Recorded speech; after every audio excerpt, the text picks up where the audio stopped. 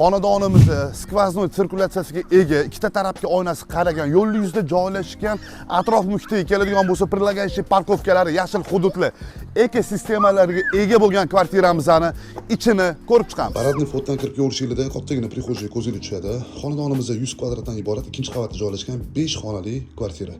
Tayyor podключ remontlari bilan birgalikda mebel va texnikasini joyida gaplashamiz. Remontlarni ko'rib turibsizlar, juda ham yarki ottенок bilan qilingan. Birinchi xonamizda zal. Bu yoqda bo'lsa yotoqxonaga yo'l olamiz. O'ng qo'limizda ham yotoqxonamiz, chap qo'limizda ham yotoqxonamiz. Ikkita yotoqxona borda. Bu yoqda дополнительный свободный bitta xonamiz, buni ham yotoqxona foydalansanglar bo'ladi.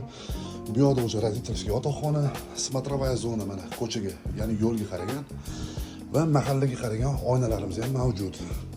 Zalimiz juda ham katta. Sanuzellarimiz разделный qilingan. Planirovkamiz juda ham go'zal. Sirkulyatsiya havo aylan sistemasi chiroyli qilingan. Bu yoqda vanna format sanuzelimiz, oshxonamiz, kuxnya garnituriga alohida e'tibor beramiz. Bu yoqda ayvon qilingan.